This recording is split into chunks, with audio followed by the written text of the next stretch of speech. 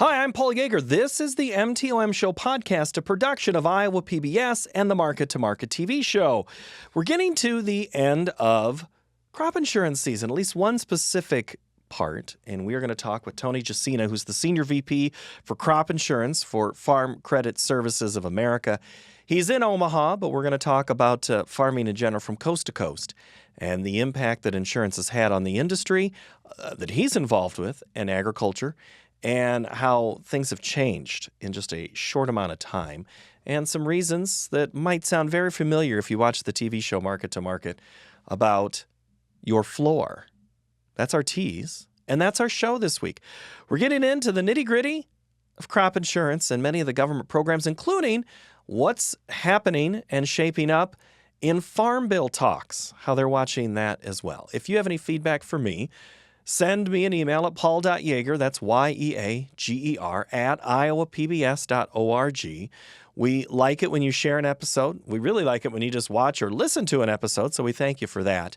Each and every Tuesday, new episodes are released of this podcast to go with the TV show that comes out every Friday afternoon. If you follow us on social channels, you know what I'm talking about, especially on YouTube, which is where you can primarily watch this episode. So now let's get to Tony and talk crop insurance. Tony, I've introduced you one way, but you have a fun way to say your name. So tell me how there's two ways to pronounce your last name. Is it when I'm at home, I'm this way? When I'm on the road, I'm this way? Yeah, that's correct, Paul. So when I'm at home, it's Tony Jesina, which is I have a Czech background. But everywhere else around the country, I go by Tony Jesina. And you are from Tama County, Iowa? Correct. Tell me about your grow up. What was it like there? Yeah, we grew up on a diversified farm. We had corn and soybeans. We had some cattle, raised a lot of hogs, farrow to finish. So I went to South Tama High School. And then upon graduation, I went to Iowa State University. Go Cyclones. The common path, right? You just stick there on Highway 30 in the county and you're in Ames pretty soon, especially anything with agriculture. What was the thought? Were you going to school to return to the farm? No, I graduated in the 80s, and that was not a great time for opportunities in farming. So I looked at what are the opportunities that are out there. I looked at a couple different career fields, eventually settled on finance, a degree with a minor in economics, which allowed me to get close to agriculture and support agriculture without having an opportunity to come back to the farm. Did you have a specific career in mind? I mean, were you open to banking, to finance, to insurance, or was it just anything related to agriculture with dollars and cents? Well, my first career path was I wanted to be a nuclear engineer. Okay. And find out I've got some long story, but partially colorblind, so I ended up not being eligible for that program. So at Iowa State, I thought, well, the next logical thing was electrical engineering because that's what my friends were doing, and I quickly realized that was not a path for me. I really enjoyed the business side of things, so that's when I went to the business college. And banking and finance was natural. I really enjoyed it, and so I want to make a career of that. And the career progression, how'd you make it to where you're sitting today? Yeah, so when I graduated from Iowa State, my first and only job has been with Farm Credit Services of America. So I started as a financial officer, worked out of our Marshalltown office for 10 years. And then I moved to Southeast Iowa and led a couple of our retail offices. We had an office in Ottumwa and one in Mount Pleasant. And I was the marketplace leader for a while. And then I came to Omaha in 2009 and been in Omaha ever since. And since 2015, I've been the senior leader of crop insurance. How's crop insurance changed since 2009?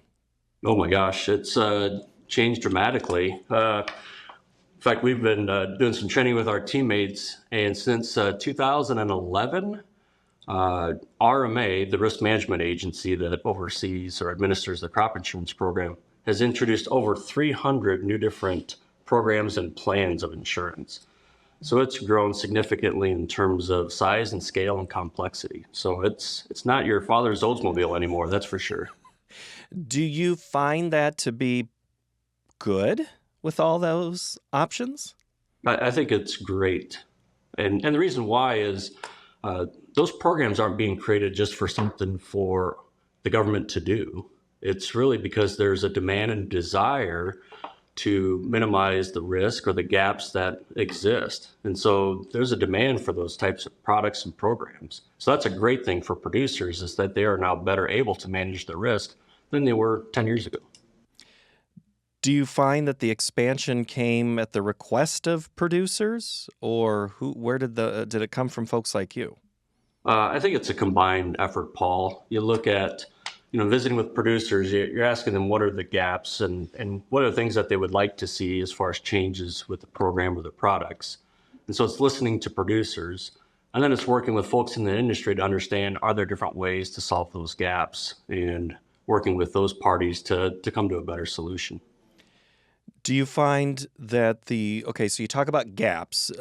Did the politicians help create those through Farm Bill legislation or just general USDA programs?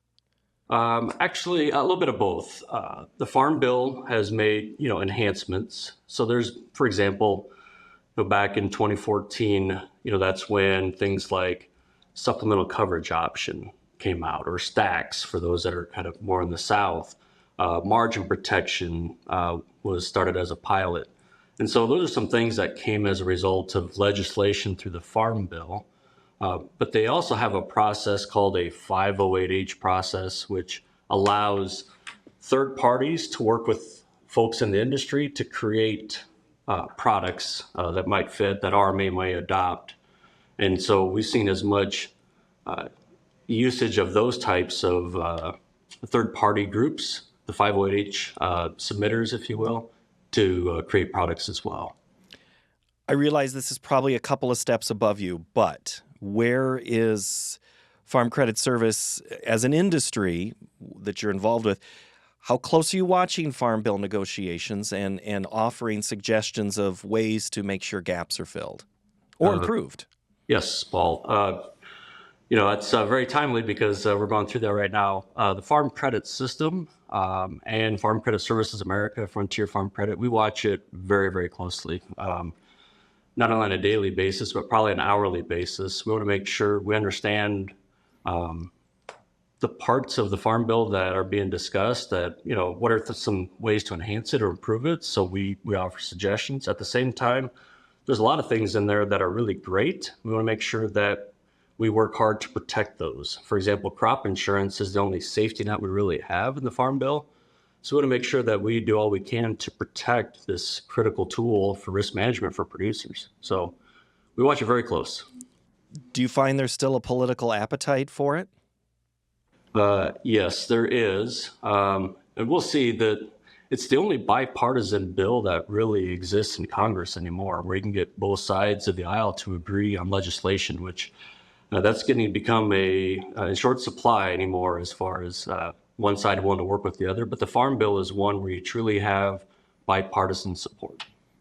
And when you have hearings, field hearings are out there, I'm sure there's representatives of your industry as a whole that are paying attention. Are you hearing certain lines, pages, things are going to have any issue getting passed? I mean, are there sticking points? Are you part of a sticking point, do you think? Yeah, there's a lot of different titles, obviously, to the Farm Bill. So there's a lot of discussion as far as each title, as far as what's working well and, ways to enhance it. But probably the things that you hear about the most have to deal with, like the reference prices, that determine, for example, when you look at ARC and PLC, kind of the two federal programs as part of the Farm Bill, the reference prices, are those going to get adjusted or not? And so that's probably the biggest discussion right now. There's been a lot of discussion around some of the ad hoc, disaster payments, and is there a way to make some tweaks to the safety net, whether it's crop insurance or other areas, to maybe minimize some of that reliance on ad hoc programs and make something a little more reliable and a little more assurances for our producers? Because the ad hoc items are the ones, to me, always seem the more political ones than the bipartisan ones. Yeah, that is absolutely correct. When you look at just some of the recent ones, you have, wildfires and hurricanes. And, those are very specific and tragic, events that occur. But to get support for that, sometimes you've got to broaden the coalition and include maybe other elements or add things to the program or to the cost of that disaster to get enough votes to get it passed. And that's where sometimes you get some challenges or, just it creates some challenges within the program to get things like that approved. And yet there's safety nets that are there if people take advantage of, like, for example, a good crop insurance program. Yeah, because you get governors in some states that file, and it might be a smaller thing, and they're like, well, we didn't get any coverage. We didn't get the declaration that would be important for it. It becomes a political thing. You mentioned those storms and hurricanes, wildfires. Those are all hot topics in the insurance industry as a whole, where you have companies not writing certain policies in certain states. How does that drift over as a potential to farmers and ranchers? Yeah, Paul, a great question. And, a couple of those examples are Florida and California, where you are seeing on the property and casualty side, you're starting to see some, drawback, either reduction in coverage or companies completely getting out of those markets. And so the impact that potentially could have for crop insurance, we keep a close eye on it, is the impact it has on reinsurance. And so while the federal programs like multi-peril crop insurance are fine, but it can start to impact things like some of your private products like hail and wind. Because if the cost of reinsurance goes up, that cost gets borne across a broader market. If it can't be contained within, say, the property and casualty market, the reinsurers might be looking at having to raise rates on all types of reinsurance, just because that's where capital is moving, and that could have an impact on, again, some of the private product rating, if you will, or even availability. Yeah, and I would think, I hope that farmers and producer and ranchers have kind of thought, that could spill over. But you're absolutely verifying the fear that maybe some are having. Yeah, and we're pretty fortunate. The players that are involved in crop insurance are very sound financially. And so they have pretty good programs themselves for their own risk management. So that part has been great as far as the safety and soundness for our industry, but it's something we got to keep an eye on. Right. Do you find, I'm going to go back to something you said there a few minutes ago, ARC and PLC. I had a producer tell me the other day that it has become almost too confusing for some of those things. Not so much the ad hoc. I mean, he gets that, but he goes, I get a figure this way, or I get a figure this way. I mean, we get questions each week, kind of the same scenario. Where's the understanding of changes to help your customer, my viewer, have a better sense of really what they're getting with their investment in insurance? Yeah. Yeah. So let me separate that if I can, Paul, because ARC and PLC, those are part of your FSA programs. And so crop insurance would run kind of in parallel with that. But depending on which you choose, ARC or PLC, that may allow certain crop insurance products to be available or not available. And, a few years ago, it used to be a 5-year decision. Once you made that decision, ARC or PLC, you lived with that for kind of the duration of that. But the last Farm Bill made that an annual decision. So that probably adds to the complexity, if you will, is that it's an annual decision, which is a good thing. You can look at, my current situation and the dynamics in the market and make it a decision based on this year versus trying to forecast what's this going to look like 3, 4, 5 years from now. And so that part, it makes it better for the producer that it's a more real-time decision, but it's an annual decision they need to spend time understanding. Now, the last couple of years, just because of where the markets are at relative to those reference prices, it hasn't been as much of a material decision to their operation. And I probably had 3 questions in the last 3 weeks about that, saying the price is this, therefore my PLC is going to be this.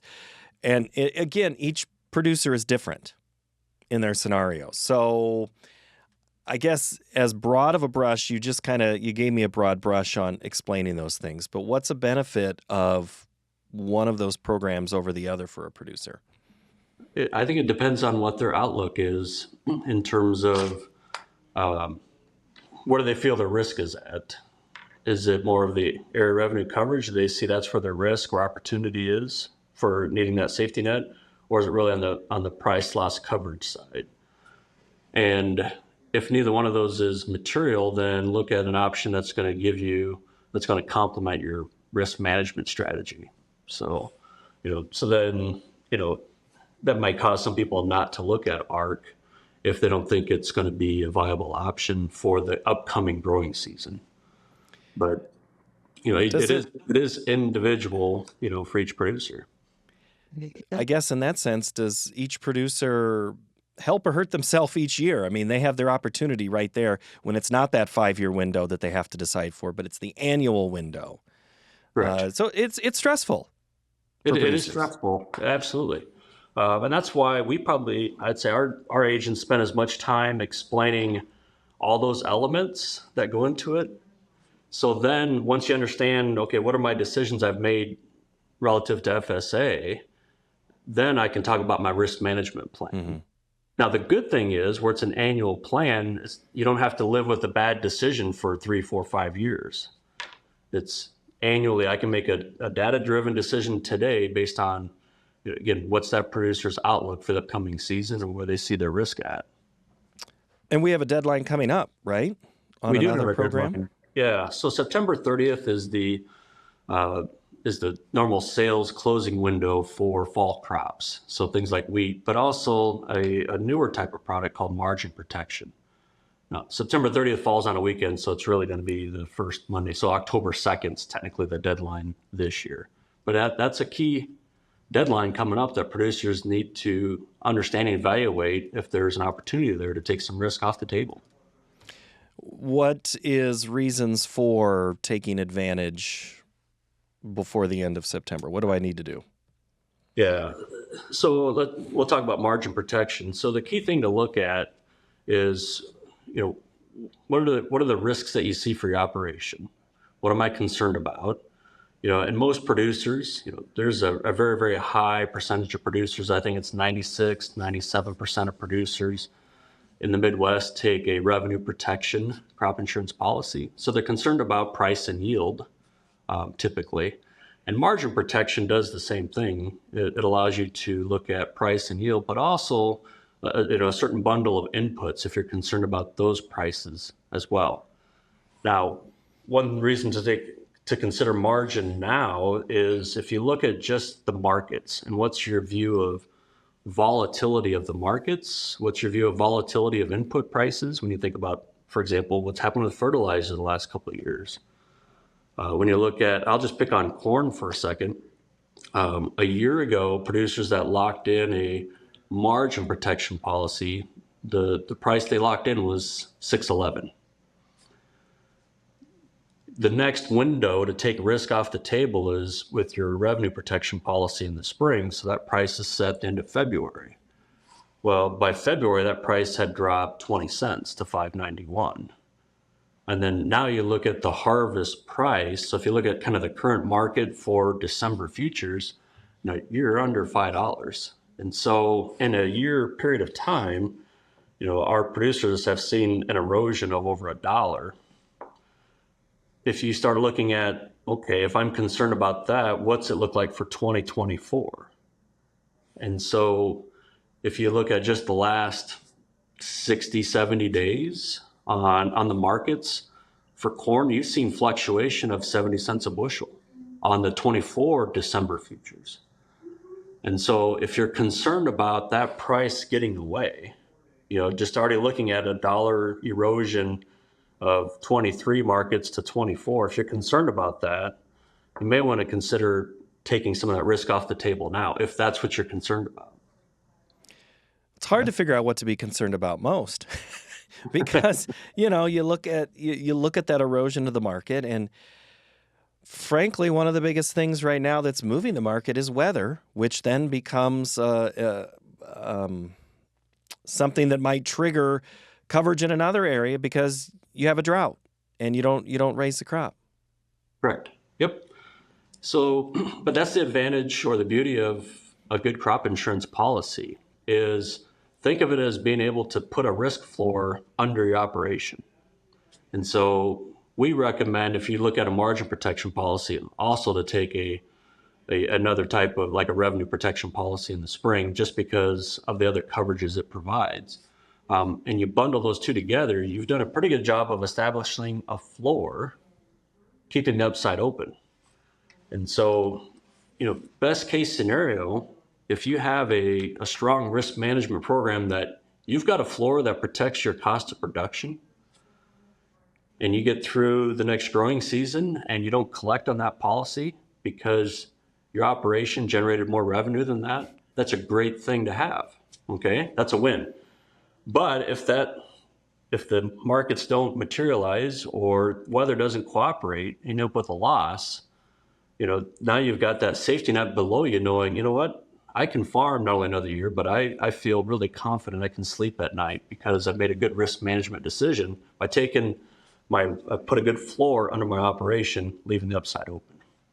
If I close my eyes, Tony, it sounds like you're the person sitting across from me most Friday afternoons as we record. Everybody talks about a floor and the importance of having one, and if the market would rally, it would be this way. I want to go back to what you said about volatility. We are in years where it is a dramatic swing in 12 months, whether it's fertilizer or an input, or it's the crop itself that goes up and the weather.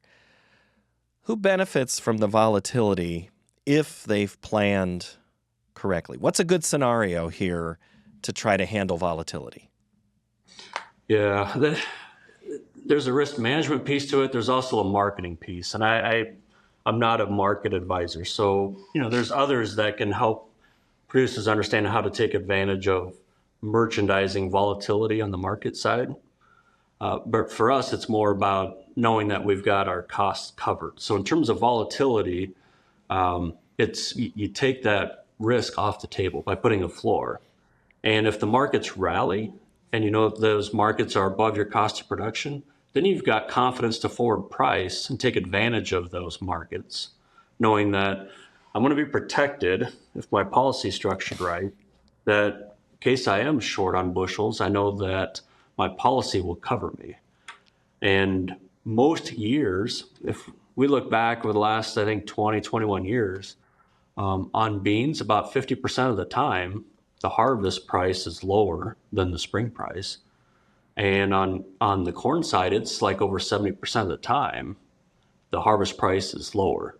So when you have those opportunities in the market where you might have a rally because of volatility, if you can take advantage of that, over the long run, you're generally going to be ahead. So let's take it where we might go with a year with little volatility, but we're on the wrong side of where that price was. We'd factored everything high, we dropped, and then never rose back up. I mean, that's still a scenario we can come out ahead on, right? Absolutely, because a revenue protection policy and a margin protection policy, you're locking in a revenue floor. And so if things don't materialize, so the market doesn't provide that opportunity, okay, that's where your crop insurance policy comes into play, because that's that safety net you put in. And so it's there when you need it, but hopefully you don't need it every year. But you want to have it there so you can sleep at night. There's a lot of things that keep producers up at night, right? I mean, come on. Absolutely. Go back to those days in Tama County. You're like, okay, we need these hogs to rally a little bit. We need something to happen. Where's the misnomer right now on crop insurance, whether it's margin protection or wherever it is, that you think has changed? I asked you what has changed dramatically since 2009. You talked about the expansion of products, but what do you? Does the producer still want to do it? Because it used to be maybe they didn't see that as a good option, or that was too much help. Is that stigma gone? There's, for the most part, yes, but there's still pockets where there's still stigma. A couple that you hear about would be, it costs too much. Okay. So I'm not sure really, or it never pays.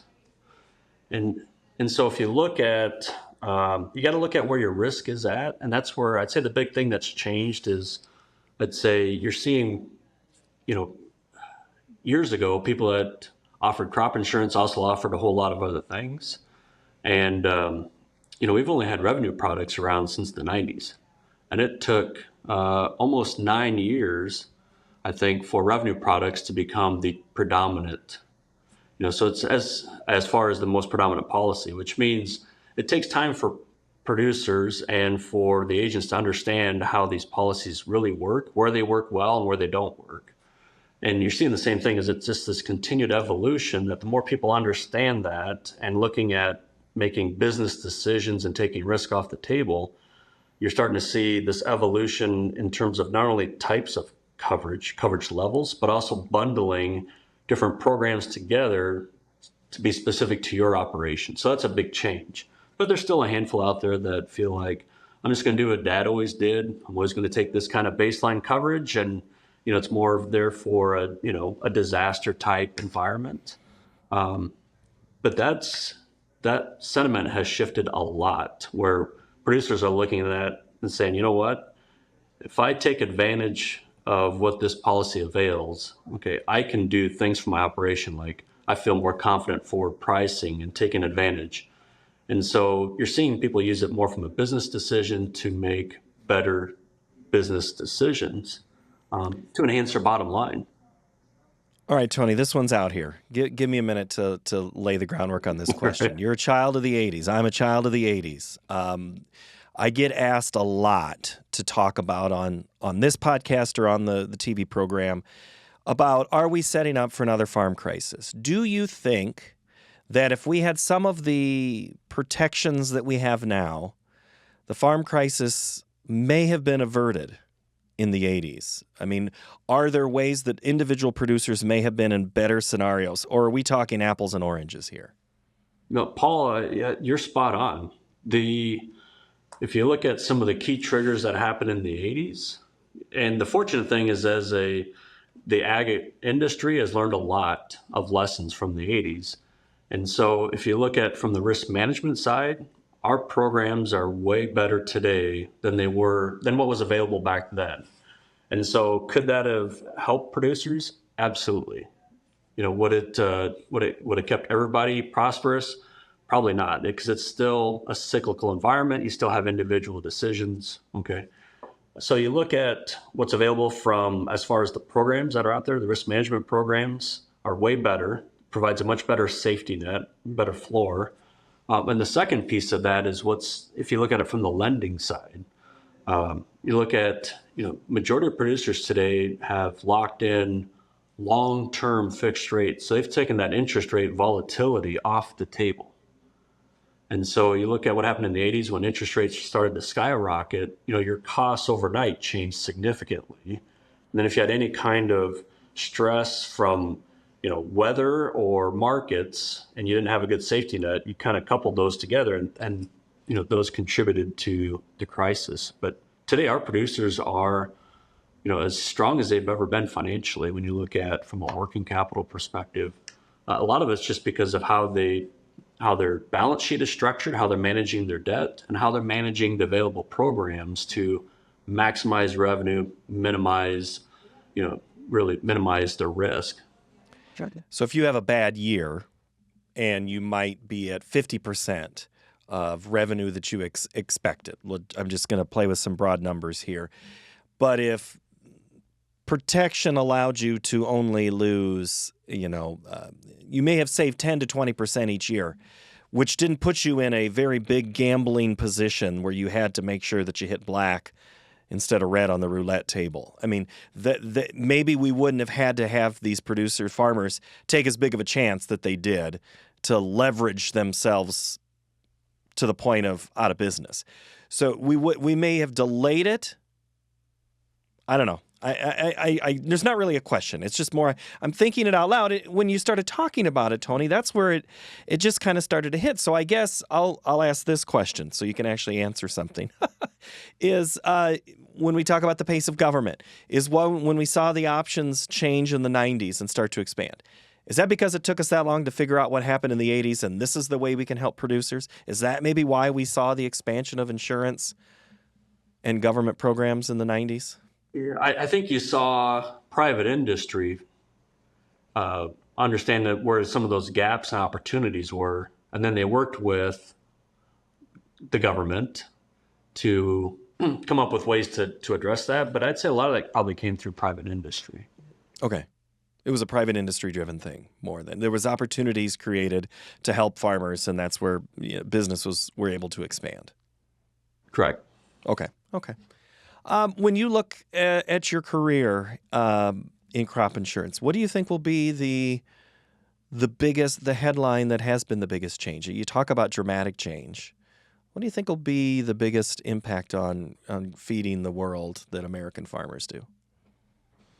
The biggest impact today, or meaning in the future? In your career, in your time. We'll just stick it to those years. In my career, I would say the biggest impact is that the evolution of the program has enabled producers to, I would say, reliably, consistently be in a position to serve the world and continue on for the next generation. It's provided a lot of stability for not only the operations, but the evolution of crop insurance has provided stability to the global food market.